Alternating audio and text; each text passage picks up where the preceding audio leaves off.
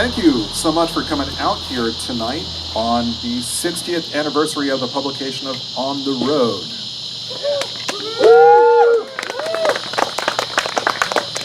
So when Jack lived here, he would go out drinking and go to jazz clubs, and so we did the next best thing and brought a jazz club to the house. So the music that you've been listening to up until now are the two proprietors of the Blue Bamboo Center for the Arts, Mark Biazek on sax,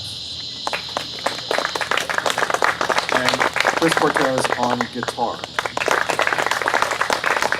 So I love these guys, and I'm just so grateful that they're here. So I've kind of been dreaming of this night for a long time. Oh, I'm already ruining the evening, trust me. So we're going to feature some readings, and then we're going to have some talks. And so our musicians are going to offer some accompaniment to some readings. So the first we're going to hear is from the opening of the book, from chapter 1, and we're going to hear from first Todd Cavanis, who is a local raconteur and rapscallion. And then we're going to hear from Jenna Benge, who is the president of the Kerouac House, who I'm not sure why I'm still allowed to be on the board of the Kerouac House. But, so I don't know if you guys remember Live Aid, but Phil Collins played on 2 continents on the same day. Was a drummer for Led Zeppelin first, and then he went and did his own thing. So Todd is our Phil Collins of the day, because tonight he's going to go, after he reads here, he's going to run off and go host his own reading series that we're kind of inconveniencing, but a heavy drinking crowd, yeah, they could just start an hour later or so. It's fine. They'll be fine. They will It's not fine. And for Jack Kerouac on this special night, Todd was willing to make an accommodation. So we're going to hear from chapter 1. So we're going to hear Todd first, and then we're going to hear from Jenna. Thanks so much again to John for inviting me to this. On the Road's impact on me is pretty much too cliche to even mention. It's the same impact it's had on every late high school year kid. Brought it with me to England, etc., etc. Probably kept me from getting laid for 2 additional years. It's another story. I first met Dean not long after my wife and I split up. I'd just gotten over a serious illness that I won't bother to talk about, except that it had something to do with the miserably weary split-up and my feeling that everything was dead. With the coming of Dean Moriarty began the part of my life you could call my life on the road. Before that, I'd often dreamed of going west to see the country, always vaguely planning and never taking off. Dean is the perfect guy for the road because he actually was born on the road when his parents were passing through Salt Lake City in 1926 in a jalopy on their way to Los Angeles. First reports of him came to me through Chad King, who'd shown me a few letters from him written in a New Mexico reform school. I was tremendously interested in the letters because they so naively and sweetly asked Chad to teach him all about Nietzsche and all the wonderful intellectual things that Chad knew. At one point, Carlo and I talked about the letters and wondered if we would ever meet the strange Dean Moriarty. This is all far back, when Dean was not the way he is today, when he was a young jail kid shrouded in mystery. And then news came that Dean was at a reform school and was coming to New York for the first time. And also there was talk that he had just married a girl called Mary Lou. One day I was hanging around the campus and Chad and Tim Gray told me Dean was staying in a cold water pad in East Harlem, the Spanish Harlem. Dean had arrived the night before, the first time in New York, with his beautiful little sharp chick Mary Lou. They got off the Greyhound bus at 50th Street and cut around the corner looking for a place to eat. And went right in at Hector's. Since then, Hector's Cafeteria has always been a big symbol of New York for Dean. They spent money on beautiful, big glazed cakes and cream puffs. All this time, Dean was telling Mary Blue things like this. Now, darling, here we are in New York, and although I haven't quite told you everything that I was thinking about when we crossed Missouri, and especially at the point when we passed the Boonville Reformatory, which reminded me of my jail problem, that is, absolutely necessary now to postpone all those leftover things concerning our personal love things and at once begin thinking of specific work-life plans and so on in the way that he had in those early days. I went to the cold water flat with the boys, and Dean came to the door in his shorts. Mary Lou was jumping off the couch. Dean had dispatched the occupant of the apartment to the kitchen, probably to make coffee, while he proceeded with his love problems, for to him, sex was the one and only wholly important thing in life, although he had to sweat and curse to make a living and so on. You saw that in the way he stood, bobbing his head, always looking down, nodding like a young boxer to instructions, to make you think he was listening to every word, throwing in 1,000 yeses and that's rights.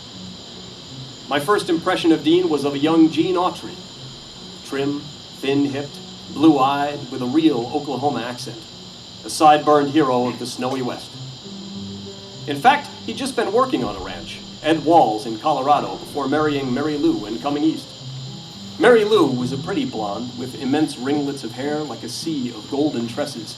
She sat there on the edge of the couch with her hands hanging in her lap, and her smoky blue country eyes fixed in a wide stare because she was in an evil gray New York pad that she'd heard about back west, and waiting like a long-bodied, emaciated Modigliani surrealist woman in a serious room. But outside of being a sweet little girl, she was awfully dumb and capable of doing horrible things. That night, we all drank beer and pulled wrists and talked till dawn. And in the morning, while we sat around dumbly, smoking butts from ashtrays in the gray light of a gloomy day, Dean got up nervously, paced around, thinking, and decided the thing to do was have Mary Lou make breakfast and sweep the floor. In other words, we've got to get on the ball, darling, what I'm saying, otherwise it'll be fluctuating in lack of true knowledge or crystallization of our plans. Then I went away. During the following week, he confided in Chad King that he absolutely had to learn how to write from him. Chad said I was a writer, and he should come to me for advice. Meanwhile, Dean had gotten a job in a parking lot, had a fight with Mary Lou in their Hoboken apartment. God knows why they went there. And she was so mad and so deep down vindictive that she reported to the police some false, trumped-up, hysterical, crazy charge, and Dean had to lamb from Hoboken. So he had no place to live. He came right out to Paterson, New Jersey, where I was living with my aunt. And one night while I was studying, there was a knock on the door, and there was Dean, bowing, shuffling obsequiously in the dark of the hall and saying, "Hello, you remember me? Dean Moriarty. I've come to ask you to show me how to write." "And where's Mary Lou?" I asked. And Dean said she'd apparently hoarded a few dollars together and gone back to Denver. The whore.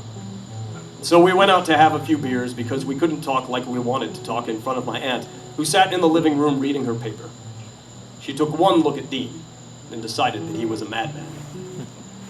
In the bar, I told Dean, "Hell, man, I know you very well. You didn't come to me only to want to become a writer, and after all, what do I really know about it? Except you've got to stick to it with the energy of a Benny addict." And he said, "Yes, of course, I know exactly what you mean. And in fact, all those problems have occurred to me. But the thing that I want is the realization of those factors, that one should depend on Schopenhauer's dichotomy for any inwardly realized," and so on, in that way. Things I understood not a bit, and he himself didn't. In those days, he really didn't know what he was talking about. That is to say, he was a young jail kid, all hung up on the wonderful possibilities of becoming a real intellectual. And he liked to talk in the tone and using the words, but in a jumbled way, that he had heard from real intellectuals. Although, mind you, he wasn't so naive as that in all other things. And it took him just a few months with Karl Marx to become completely in there with all the terms and jargon. Nonetheless, we understood each other on other levels of madness. And I agreed that he could stay at my house till he found a job. And furthermore, we agreed to go out west sometime. That was the winter of 1947.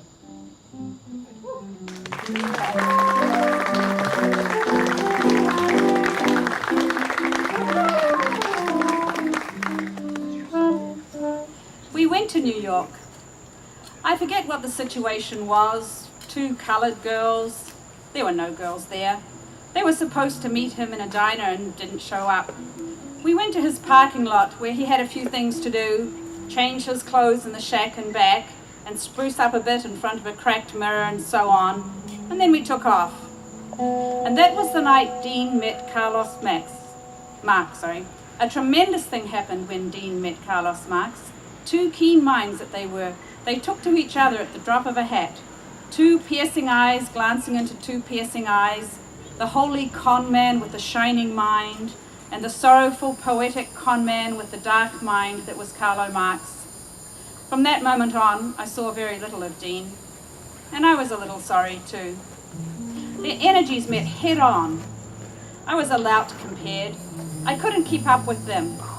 The whole mad swirl of everything that was to become began then. It would mix up all my friends, and all I had left of my family was a big dust of cloud over the American night. Carlo told him about old Bull Lee, Alma Hassel, Jane, Lee in Texas growing weed, Hassel on Rikers Island, Jane wandering on Thames Square in a benzodrine hallucination with her baby girl in her arms and ending up in Bellevue. And Dean called Carlo of unknown people in the West like Tommy Snark, the club-footed pool hall rotation shark and card player and queer saint. He told him of Robbie Johnson, Big Ed Dunkel, his boyfriend buddies, his street buddies, his innumerable girls and sex parties and pornographic pictures, his heroes, heroines, adventures. They rushed down the street together, digging everything in the early way they had, which later became much sadder and perceptive and blank. But then they danced down the street like dingle-dodies, and I shambled after them, as I'd been doing all my life after people who interest me. Because the only people for me are the mad ones, the ones who are mad to live, mad to talk, mad to be saved, desirous of everything at the same time, the ones who never yawn or say a commonplace thing, but burn, burn, burn like fabulous yellow Roman candles, exploding like spiders across the stars. And in the middle you see the blue center point pop, and everybody goes, oh.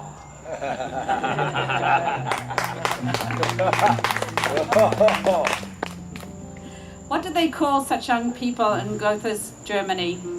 Wanting dearly to learn how to write from Carlo, the first thing you know, Dean was attacking him with a great amorous soul, such as only a con man could have. Now, Carlo, let me speak. Here's what I'm saying. I didn't see them for about 2 weeks, during which time they cemented their relationship to fiendish all-day, all-night talk proportions. Then came spring, the great time of traveling, and everyone in the scattered gang was getting ready to take one trip or another. I was busily at work on my novel, and when I came to the halfway mark, after a trip down south with my aunt to visit my brother Rocco, I got ready to travel west for the very first time. Dean had already left. Carlo and I saw him off at the 34th Street Greyhound station. Upstairs they had a place where you could make pictures for a quarter. Carlo took off his glasses and looked sinister. Dean made a profile shot and looked coyly around. I took a straight picture that made me look like a 30-year-old Italian who'd kill anybody who said anything against his mother. This picture Carlo and Dean neatly cut in half with a razor and put half each in their wallets. Dean was wearing a real Western business suit for his big trip back to Denver. He'd finished his first fling to New York. I say fling, but he only worked like a dog in a parking lot. The most fantastic parking lot attendant in the world.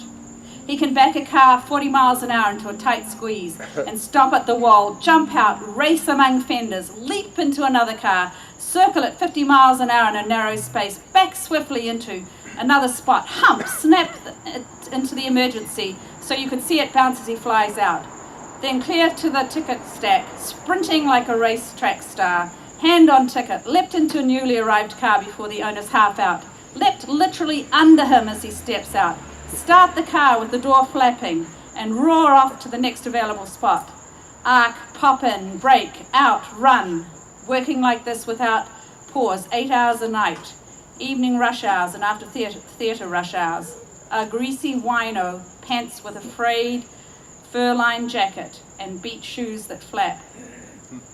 Now he'd bought a new suit to go back, blue with pencil stripes, vest and all, $11 on 3rd Avenue. with a watch and a watch train and a portable typewriter with which he was going to start writing in Denver in a rooming house as soon as he got a job there. We had a farewell meal at Frank's and Beans at the 7th Avenue Rikers, and then Dean got on the bus, and that said Chicago, and roared off into the night. There went our Wrangler. I promised myself to go the same way when spring really bloomed and opened up the land. And this was really the way that my whole road experience began, and the things that were to come were too fantastic not to tell.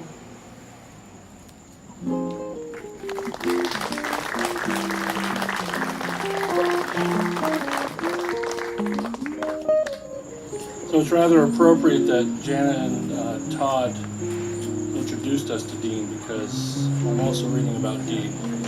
Because I hated Dean Moriarty. He was so frustrating with his pseudo-intellectual conversations. And I read this book in college, which was can be measured in decades ago. And this is the one part of the book that still stayed with me. Carlos's basement apartment was on Grant Street in an old red brick rooming house near a church. He went down an alley, down some stone steps, opened an old raw door, and went through a kind of cellar till he came to his board door. It was like the room of a Russian saint. One bed, a candle burning, stone walls that oozed moisture, and a crazy makeshift icon of some kind that he had made. He read me his poetry. It was called Denver Doldrums. Carlos woke up in the morning and heard the vulgar pigeons yakking in the street outside his cell. He saw the sad nightingales nodding on the branches, and they reminded him of his mother. A gray shroud fell over the city. The mountains, the magnificent Rockies that you can see to the west from any part of town, were papier-mâché. The whole universe was crazy and cockeyed and extremely strange. He wrote of Dean as a child of the rainbow, who bore his torment in his agonized Priapus. He referred to him as Oedipus Eddie, who had to scrape bubblegum off window panes. He brooded in his basement over a huge journal in which he was keeping track of everything that happened every day, everything Dean did and said. Dean came on schedule. "Everything's straight," he announced. "I'm going to divorce Mary Lou and marry Camille and go live with her in San Francisco. But this is only after you and I, dear Carlos, go to Texas, dig Old Bull Lee, that gone cat I've never met, and both of you've told me so much about, and then I'll go to San Fran." Then they got down to business. This is the part I hated. They sat on the bed, cross-legged, and looked straight at each other. I slouched in a nearby chair and saw all of it. They began with an abstract thought, discussed it, reminded each other of another abstract point, forgotten in the rush of events. Dean apologized, but promised he could go back to it and manage it fine, bringing up illustrations. Carlo said, "And just as we were crossing Wazy, I wanted to tell you about how I felt of your frenzy with the midgets, and it was just then, remember, you pointed out that old bum with the baggy pants and said he looked just like your father?" Yes, of course I remember. And not only that, but it started a train of my own, something real wild that I had to tell you. I'd forgotten it, now you just reminded me of it, and 2 new points were born. They hashed these over. Then Carlo asked Dean if he was honest, and specifically if he was being honest with him in the bottom of his soul. "Why do you bring that up again?" "There's one last thing I want to know." "But, dear Sal, you're listening. You're sitting there. We'll ask Sal. What would he say?" And I said, "The last thing is what you can't get, Carlo. Nobody can get to that last thing. We keep on living in hopes of catching it once and for all." No, you're talking absolute bullshit and Wolfer and romantic posh," said Carlo. And Dean said, "I didn't mean that at all, but we'll let Sal have his own mind. And in fact, don't you think, Carlo, there's a kind of dignity in the way he's sitting there and digging us? Crazy cat came all the way across the country. Old Sal won't tell. Old Sal won't tell." "It isn't that I won't tell," I protested. "I just don't know what you're both driving at or trying to get at. I know it's too much for anybody." "Everything you say is negative." "Then what is it you're trying to do?" "Tell him." "No, you tell him." "There's nothing to tell," I said, and laughed. I had on Carlo's hat. I pulled it down over my eyes. "I want to sleep," I said. Poor Sal always wants to sleep. I kept quiet. They started in again. "When you borrowed that nickel to make up the check for the chicken fried steaks?" "No, man, the chili. Remember the Texas Star?" I was mixing it with Tuesday. "When you borrowed that nickel, you said," now listen, you said, "Carlo, this is the last time I'll impose on you," as if, and really, you meant that I had agreed with you about no more imposing. No, I didn't mean that. You hearken back now, if you will, my dear fellow, to the night Mary Lou was crying in the room, and when turning to you and indicating by my extra added sincerity of tone, which we both knew was contrived but had its intentions, that is, by my play acting, I showed that, but wait, that isn't it. Of course that isn't it, because you forget that, but I'll stop accusing you. Yes is what I said. And on into the night, they talked like this until I thought I would lose my mind. That wasn't in here. At dawn, I looked up. At dawn, I looked up. They were tying up the last of the morning's matters. When I said to you that I had to sleep because of Mary Lou, that is, seeing her this morning at 10, I didn't bring my peremptory tone to bear in regard to what you just said about the unnecessariness of sleep, but only, mind you, because of the fact that I absolutely, simply, purely, and without any whatevers have to sleep now. I mean, man, my eyes are closing. They're red hot, sore, tired, beat. "Ah, child," said Carlo, "we'll just have to sleep now. Let's stop the machine." The machine is what they refer to as a conversation. "You can't stop the machine," yelled Carlo at the top of his voice. The first bird sang. "Now, when I raise my hand," said Dean, "we'll stop talking. We'll both understand purely and without any hassle that we are simply stopping talking, and we'll just sleep." "You can't stop the machine like that." "Stop the machine," I said. They looked at me. "He's been awake all this time, listening. What were you thinking, Sal?" I told them that I was thinking that they were very amazing maniacs, and that I had spent the whole night listening to them like watching a man watching the mechanism of a watch that reached clear to the top of Berthoud Pass, and yet was made with the smallest works of the most delicate watch in the world. They smiled. I pointed my finger at them and said, "If you keep this up, you'll both go crazy. But let me know what happens as you go along." I walked out and took a trolley to my apartment, and Carlo Marx's papier-mâché mountains grew red as the great sun rose from the eastward plains. Thank you.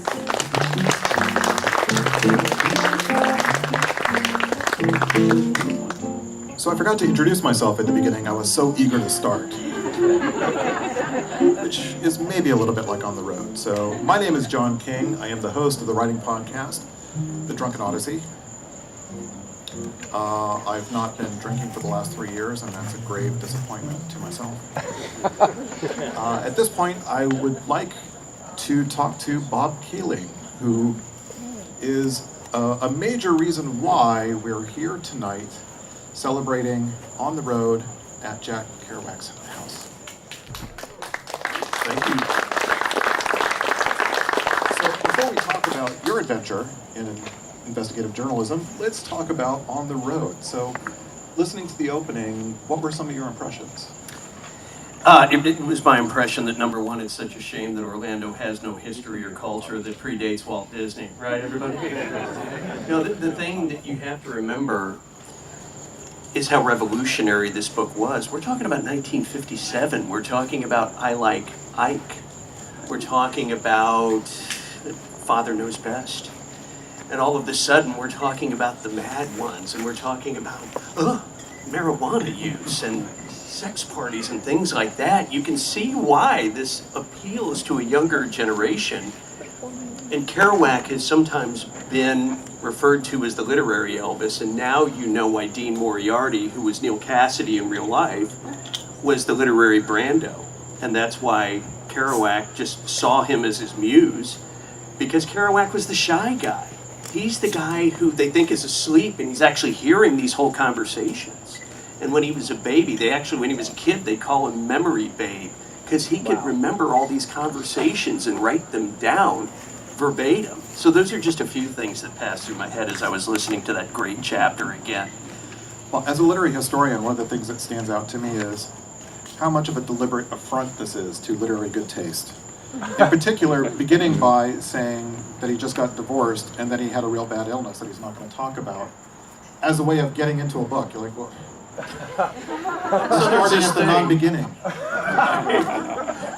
And what it does is it gets you deep into the voice and the discursive nature of the book. And I would argue this really isn't a novel. This is a gorgeous, bizarre chronicle, but a novel in the normal sense with a story arc where, what he was doing was collecting, like, a documentary filmmaker might, except he was doing it with words, and I do think he doesn't get enough credit for being a craftsman. Right. But, remember Capote famously saying, "This isn't writing, this is typing." And I think your point's well taken, and I think also the confessional style is also unusual and revolutionary for the time period of the 50s. And I like when he says, to be a writer, you have to write like a Benny addict, and I really want to contest the word "like" there. Right. And probably "as" is more appropriate, right. More accurate. And that is true life. And where you're all sitting right now is where Kerouac would lay out in the sun after writing here all night because the daytime was too damn hot for him. And this is where he would crash in the side yard. So this is really hallowed ground in his whole experience. So where was the orange tree where he would sleep? Right in the back. That house didn't used to be here. It was moved when I-4 was put through Central Florida. And that was an orange grove, and he'd lay back there in his sleeping bag, and he wrote to his mom about seeing the Sputnik satellite and the stars, although I think maybe it was some of the substances he was using to influence the writing. But I digress, John. Where were we? Where were we? So, why don't you tell us the story of your discovering the house? So, if I'm not mistaken, it began with this book.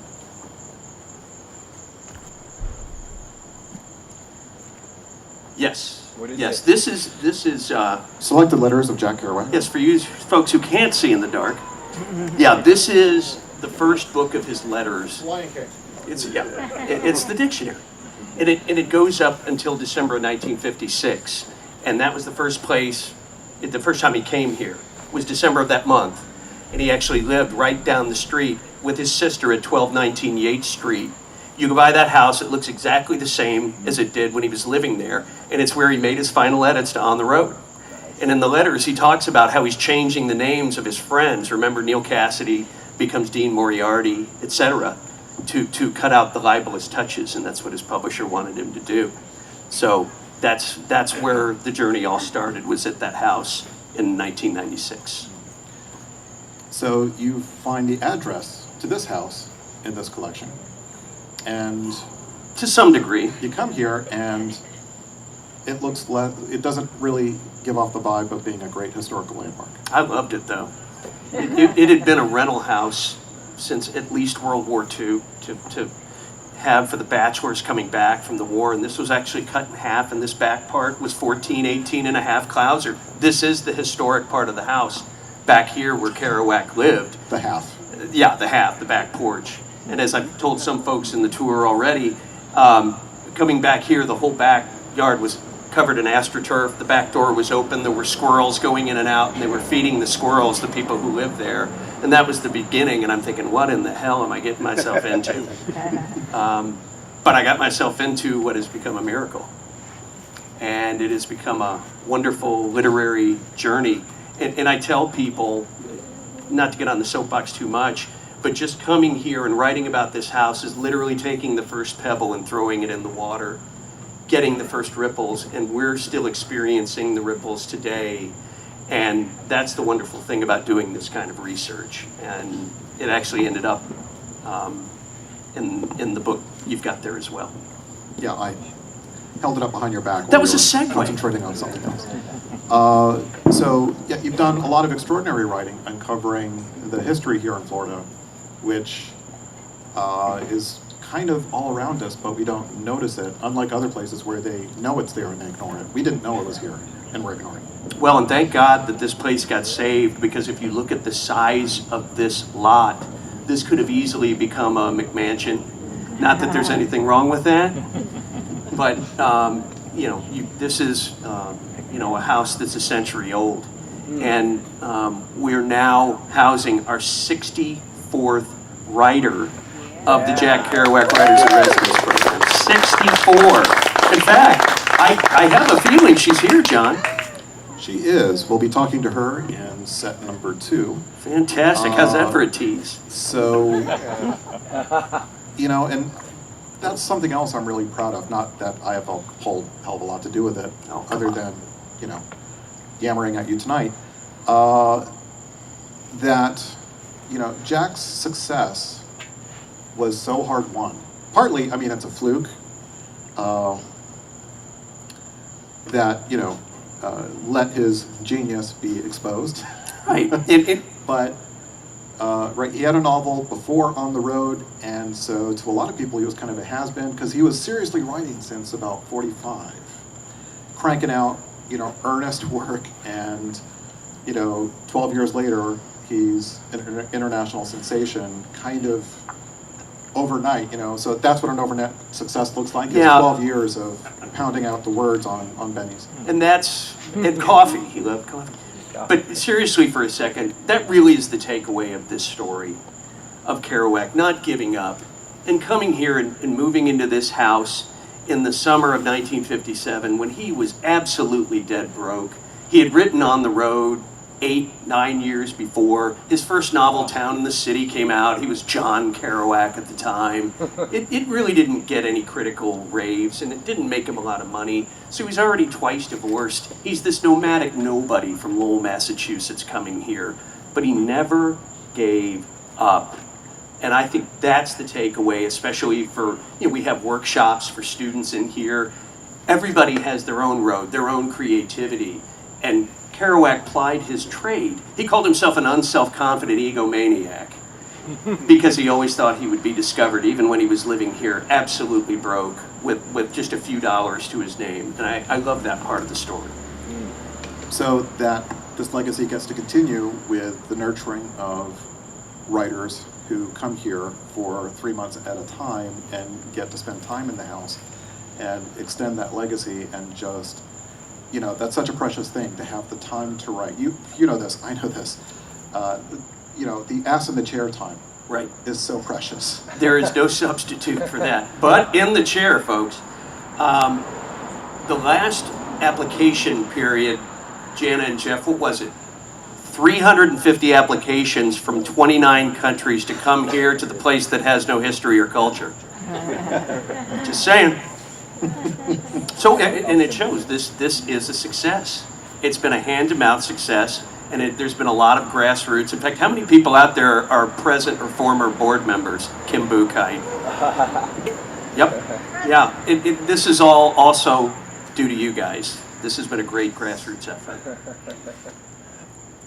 I was hoping we'd hear a little jazz too. We sound so much cooler when we're a company. Oh no, this is great. Don't we sound better already? I'm getting dreamy. Yeah, that's great.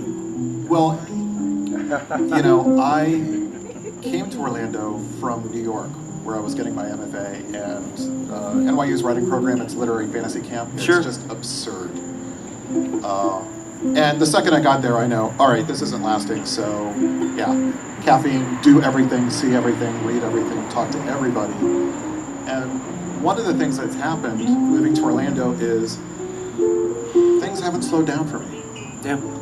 And the quality of writers I get to talk to and the vitality of the literary community here in Orlando, I've been in awe of since my arrival. So it was 60 years ago today that Gilbert Milstein published his rave review in the New York Times, and he wasn't supposed to be... He was a fill-in guy that day.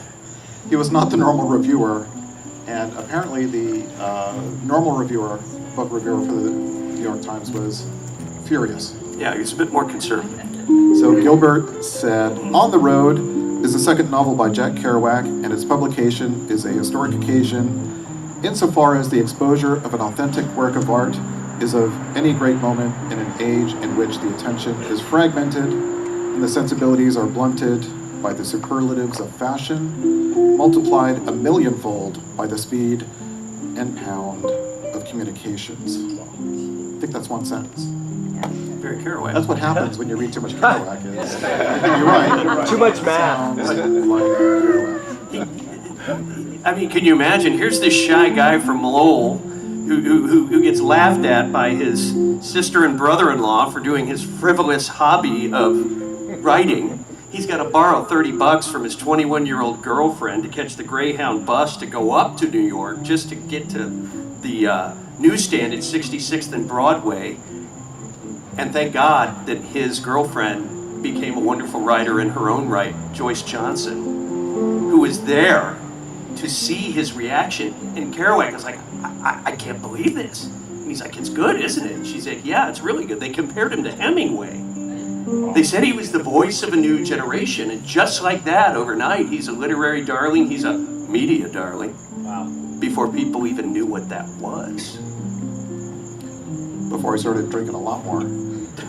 Yeah. But that was part of his reason for doing that, is he really struggled with the harsh spotlight of fame and actually came back here to escape it 6 weeks later. But that triggered what was really the last prolific period of his life in this house. And he produced a bunch more great work in this house until April of '58 when he moved away. So, I don't know how many of you got to sit in the chair in the back room there. Oh, yeah. So that's Jack's chair from St. Petersburg. Yep. And this is a really depressing way to say it, but I can't help it. It's a chair he drank himself to death in. But when you sit in that chair... Wow, that's a buzzkill, John. When you sit in that chair, you think, yeah, I could do that. I'd rather not. And what I tell people is emulate Kerouac's work ethic. Emulate his dedication to his craft, but don't emulate him as a person. You know, this is pre-Betty Ford. This is, it sounds like kind of a joke, but really, I mean, the poor man was only 47 when that happened. I was trying to praise the chair. It's a wonderful chair. Yes. I totally understand why it was his favorite chair. Yep. But I would concur. And, this is part of the theme of the Drunken Odyssey, right? I tell everyone every week. This is being taped for that, right? For your podcast? I hope. You guys are rock stars. You're all going to be on it. And, thank you so much, Jared Sylvia, for working the sound tonight and making us audible for everybody. Right at the end of the Drunken Odyssey, every week I tell people, don't swallow the worm. Right. Put your ass in the chair, keep attacking those keys, and don't swallow the worm, which I think makes me an insanely old person because no one knows what I'm talking about. So don't swallow the worm, but... We're old too. I was going to say, you've lived to be old, that's why you understand what you're saying. Don't get to the bottom of the bottle. Right. That's what I'm saying. That's exactly If you want to right. hit the bottle, don't kill the bottle. Right. Because the bottle will kill you. Yeah. And I've known a lot of beautiful people who, their lives have been ruined. I know other beautiful people where they quit and they're still with us. And I don't like my sobriety, but I do it. I like it just fine, John. One of Kerouac's contemporaries who played with him at his first jazz poetry reading in New York 60 years ago, David Amram, is a big part. Yeah, please, somebody clap. David, and it goes back to your point about David never got into the alcohol abuse, the drug abuse, and that's why at 87, that guy is still so energetic we have to handle him in shifts. I kid you not. And this is the guy who did Splendor in the Grass. He did the score for The Manchurian Candidate. Bob Dylan writes in his book Chronicles about seeing heavy people outside his window, including David Amram. I mean, this guy's the real deal. And he came here when this place was a ramshackle dump, and when I was giving a tour just in this spot, and I looked up in those eaves and there was a dead rat hanging from a trap. Now that's a beat house. But David was the one who lent us a lot of his credibility, and so did the Kerouac estate, which gifted us Jack's chair. And we're so grateful to them for doing that. And the Kerouac name, to use it back when we were pretty fly by night, pretty fly by the seat of our pants. So, yeah, I'm so proud of what we've been doing here at the house, and by we, I mean mostly not me. Right. But I'm happy to help in any little way that I can. All right, well, to finish us out on this first set, I think we're going to let the fellas have a song. So, what are you gents going to play? Lullaby Bird. Oh, very nice.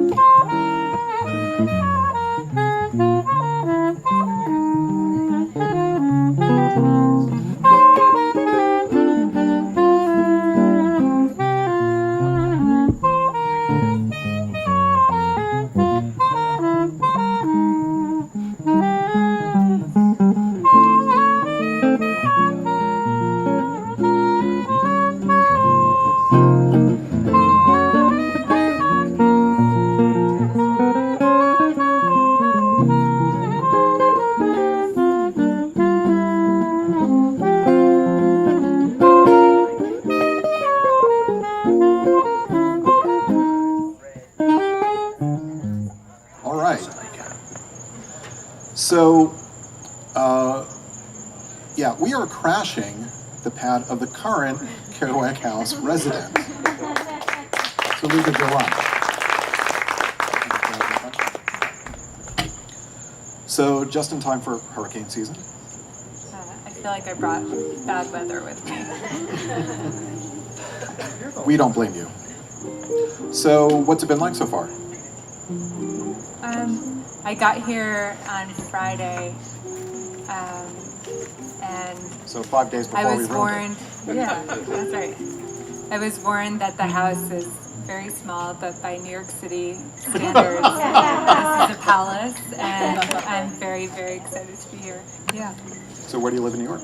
I live in the East Village, which is where I was born, back when it was not such a nice place to live. Yeah. A place that Jack haunted. when he was in New York. That's right. And so apparently you've been writing in the back of the house where he used to write, right in the writing cave? I have. That's what you call it? Yeah. I first read On the Road when I was 13, and I was really inspired by it. And I had this English teacher who asked that we write a work of any sort of creative fiction or nonfiction over spring break. And in Jack Kerouac style, I decided to write it on one notepad. And I wrote and I wrote and I wrote. And I was so excited about this story. And after I'd handed it in, a few days later, the teacher returned everyone's assignments except for mine. And in my 8th grade brain, I thought she was waiting to pull me aside one-on-one to tell me how wonderful my story was. But later that day, I was summoned to the school psychologist's office. And she was holding my notepad. And it was this like deeply traumatic moment for me because I don't think I'd ever shown anyone a piece of writing before. But Jack Kerouac has obviously played an important role in my life and a somewhat traumatic one. A rite of passage for every writer. Yeah. If people don't think you're crazy, you're not really writing. That's right. She's a mad one. Well, Anne Hood, in her most recent book, nonfiction, she has a similar experience where she's brought into the counselor, and they ask her mom, "Is Anne depressed?" And her mom goes, "No, she's just weird." So, what are you working on, if you can reveal it? Yeah. So I have a deadline that's terrifyingly soon. And I'm hoping to finish the book I've been working on for the last year, which is a memoir. And it's the story of a 15,000-mile road trip that I took after a very long illness. And the story of... I'm sensing a pattern. Yeah. The story of the recovery from that illness and a lot of the characters that I met with and stayed with along the way. So this feels like the perfect place to end that road narrative. And let's hope that I do actually end it. Otherwise, my editors will be very unhappy with me. If you can't end it in Jack's house. Yeah, you can't end it anywhere. Well, in about 3 months, we'll probably get to hear some of that. I hope so. All right, well, I look forward to it. Thank you so much, dear. Thank you.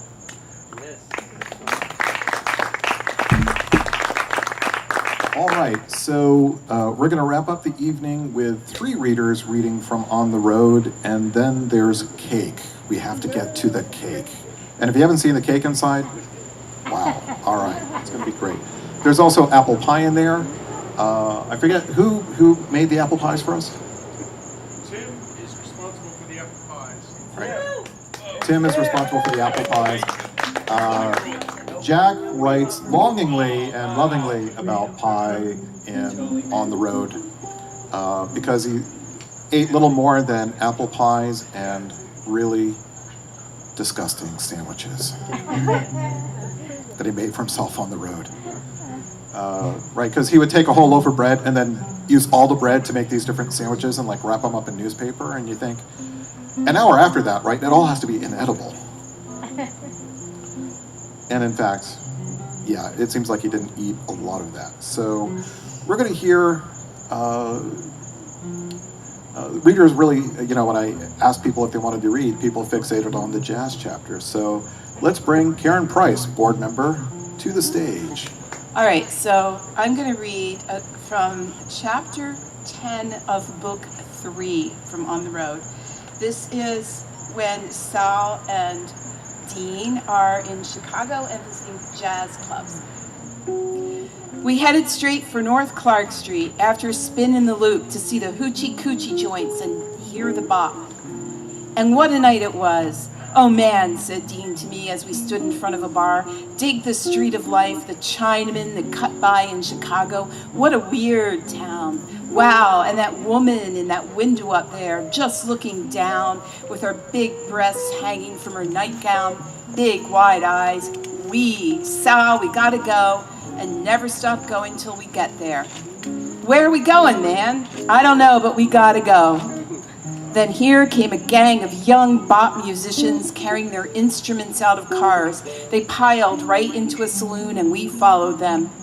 They set themselves up and started blowing. There we were. The leader was a slender, drooping, curly-haired, pursy-mouthed tenorman, thin of shoulder, draped loose in a sports shirt, cool in the warm night, self-indulgence written in his eyes, who picked up his horn and frowned in it and blew cool and complex, and was dainty, stamping his foot to catch ideas, and ducked to miss others, and said blow very quietly when the other boys took solos. Then there was Prez, a husky, handsome blonde like a freckled boxer, meticulously wrapped inside a sharkskin plaid suit with the long drape around the collar, falling back, and the tie undone for exact sharpness and casualness, sweating and hitching up his horn and riding into it, and a tone just like Lester Young himself. You see, man, the only one who's well-dressed, see him grow worried when he blows a clinker, but the leader, that cool cat, tells him not to worry and just blow and blow. The mere sound and serious exuberance of the music is all he cares about. He's an artist. He's teaching young Prez the boxer. Now others dig. The third sax was an alto, 18-year-old cool, contemplative young Charlie Parker type Negro from high school with a broad gash mouth, taller than the rest, grave. He raised his horn and blew into it quietly and thoughtfully and elicited bird-like phrases and architectural Miles Davis logics. These were the children of the great bop innovators. Once there was Louis Armstrong blowing his beautiful top in the muds of New Orleans. Before him, the mad musicians who had paraded on official days and broke up their Sousa marches into ragtime. Then there was swing and Roy Eldridge, vigorous and virile, blasting the horn for everything it had in waves of power and logic and subtlety, leaning to it with glittering eyes and a lovely smile, and sending it out broadcast to rock the jazz world. Then had come Charlie Parker, a kid in his mother's woodshed in Kansas City, blowing his taped-up alto among the louds, practicing on rainy days, coming out to watch the old swinging Basie and Benny Moten band that had Hot Lips Page and the rest, Charlie Parker leaving home and coming to Harlem and meeting Mad Thelonious Monk and Madder Gillespie, Charlie Parker in his early days when he was flipped and walked around in a circle while playing. Somewhat younger than Lester Young, also from KC, that gloomy, saintly goof in whom the history of jazz was wrapped. For when he held his horn high and horizontal from his mouth, he blew the greatest. And as his hair grew longer and he got lazier and stretched out, his horn came down halfway till it finally fell all the way.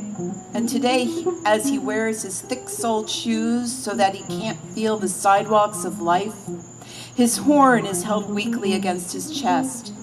And he blows cool and easy get-out phrases. Here were the children of the American bop night. Stranger flowers yet, for as the Negro alto mused over everyone's head with dignity, the young, tall, slender, blonde kid from the Curtis Street, Denver jeans and studded belt sucked on his mouthpiece while waiting for the others to finish.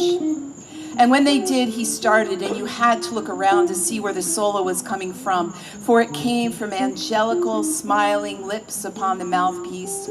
And it was a soft, sweet fairy tale solo on an alto. Lonely as America, a throat-pierced sound in the night. What of the others and all the sound making? There was the bass player, wiry redhead with wild eyes, jabbing his hips at the fiddle with every driving slap, at hot moments his mouth hanging open trance-like. Man, there's a cat who can really bend his girl. The sad drummer, like our white hipster in Frisco Folsom Street, completely goofed, staring into space, chewing gum, wide-eyed, rocking the neck with right kick and complacent ecstasy. The piano, a big, husky Italian truck-driving kid with meaty hands, a burly and thoughtful joy. They played an hour. Nobody was listening. Old North Clark bums lolled at the bar. Whores screeched in anger. Secret Chinamen went by. Noises of hoochie-coochie interfered. They went right on. Out on the sidewalk came an apparition, a 16-year-old kid with a goatee and a trombone case, thin as rickets, mad-faced. He wanted to join this group and blow with them. They knew him and didn't want to bother with him. He crept into the bar and surreptitiously undid his trombone and raised it to his lips. No opening, nobody looked at him. They finished, packed up, and left for another bar. He wants to jump, skinny Chicago kid. He slapped on his dark glasses, raised the trombones to his lips alone in the bar, and went, bah! Then he rushed out after them. They wouldn't let him play with them, just like the Sandlot football team in back of the gas tank. All these guys live with their grandmothers, just like Tom Snark and our Carlo Marx altos, said Dean. We rushed after the whole gang. They went into Anita O'Day's club, and there unpacked and played till 9 o'clock in the morning. Dean and I were there with beers. Up right where Karen left off. At intermissions, we rushed out in the Cadillac and tried to pick up all the girls all up and down Chicago. They were frightened of our big, scarred, prophetic car. In his mad frenzy, Dean backed up smack on hydrants and tittered maniacally.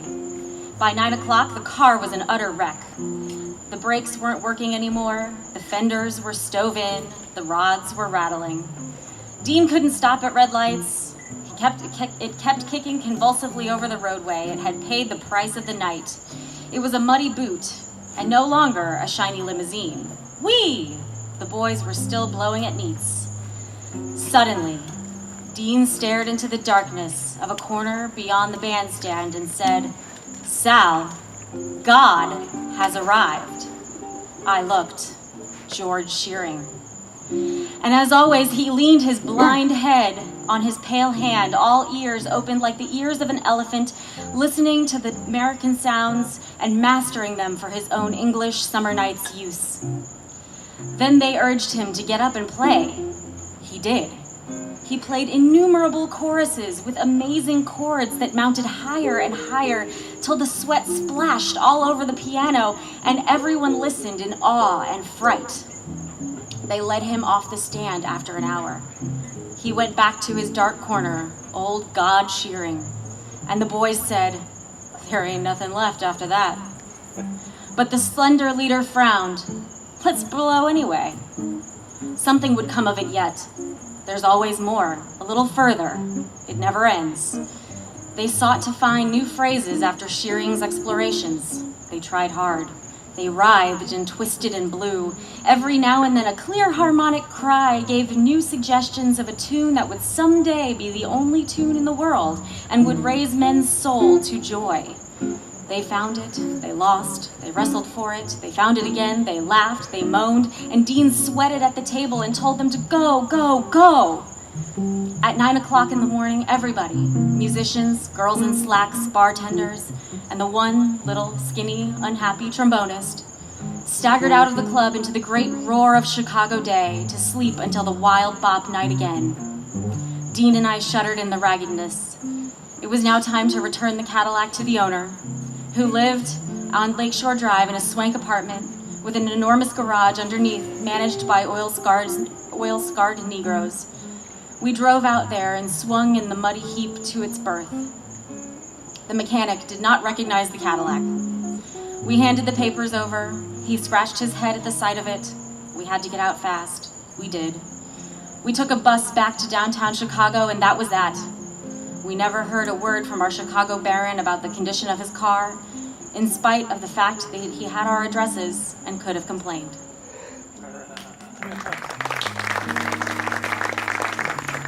So I just want to thank all of you for coming out, and I want to thank everyone who's been helping out tonight to make Thank this you, John. possible. Thank you. Now, I made fun of how little I do for the Kerouac House, partly because they brought me onto the board to do things I was already doing. So it's like I'm doing almost nothing more than I was doing before. And in fact, there is an indefatigable core of readers on the selection committee who deserve a lot of credit for making it possible for the residents to come here. So let's give a round of applause to the selection committee for reading and evaluating the work of 350 people. And counting. So this is kind of a corny question to ask, but what do you think Jack would think tonight? In the words of David Amram, he'd say, Jack would have cried. Tears of joy. Because I think David says there's no better tribute than literature. And to read it on the back porch of the place where he struggled and finally succeeded is very moving. It's wonderful. So he did write the next book in this house. Yeah, he wrote his follow-up to On the Road called The Dharma Bums, which is one of my absolute favorites, in 11 days and nights in this house in November and December of '57. The mad rush to follow up the unspeakable success of On the Road. Yeah, and his muse that time was the poet Gary Snyder, who is still alive to this day in that book. So, I love that phrase, the holy goof, and it seems to have both the sense of enormity and humility. I think it fits you. It's perfect. I think we're like the Smothers Brothers up here. We're a couple of goofs. Mr. Goof. So, this has just been an extraordinary night, and this really played out the way I was hoping it would, and frankly, another round of applause for the band. Absolutely. So, our final reader to take us out is Jared Sylvia. I don't know if I can handle this, John. It's just a little too sexy for me.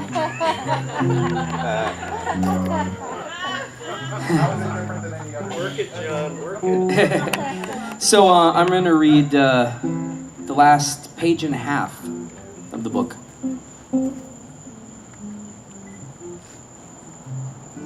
The last time I saw him, it was under sad and strange circumstances. Remy Boncoeur had arrived in New York after having gone around the world several times in ships. I wanted him to meet and know Dean. They did meet, but Dean couldn't talk anymore and said nothing. And Remy turned away.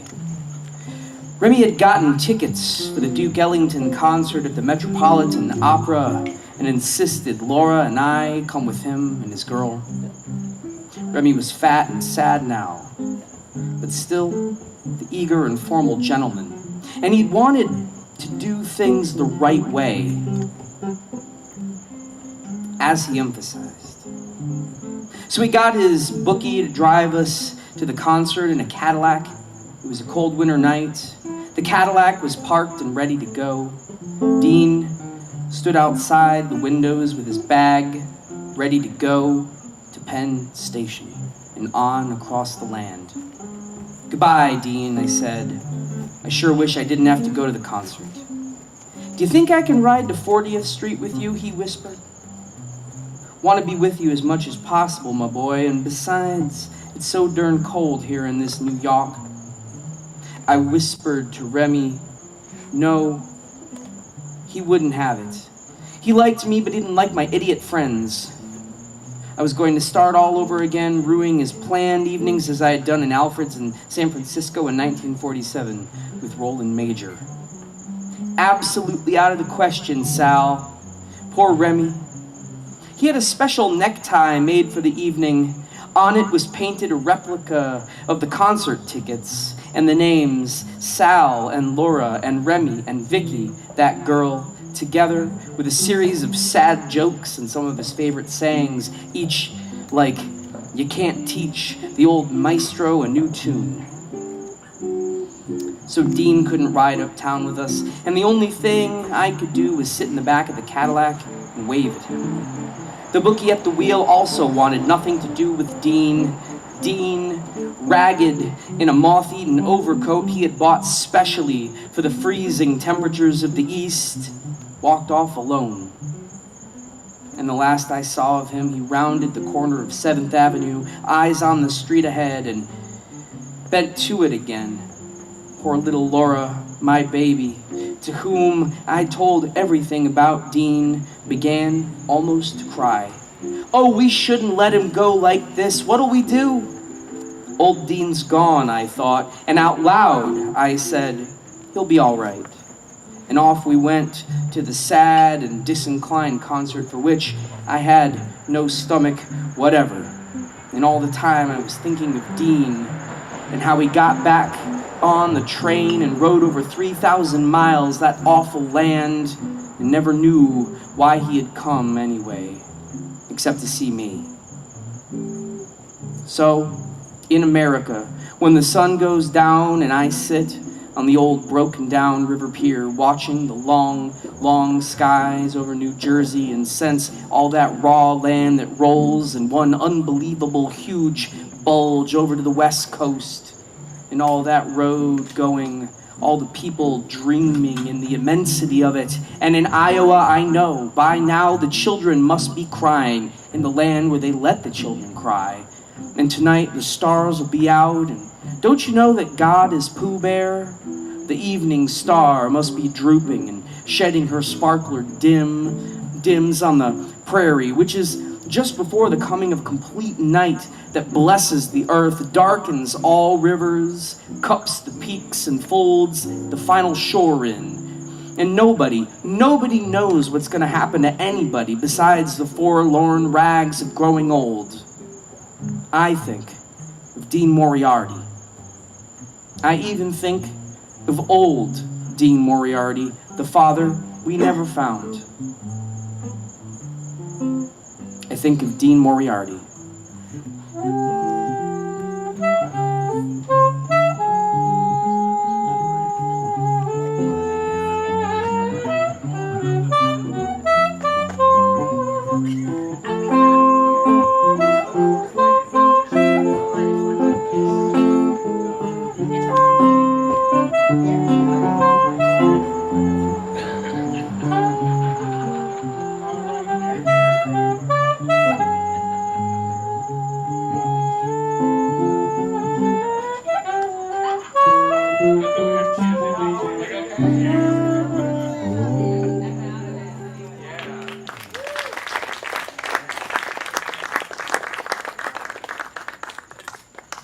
Bless you, gents, and bless you all for coming. All right, inside there's cake.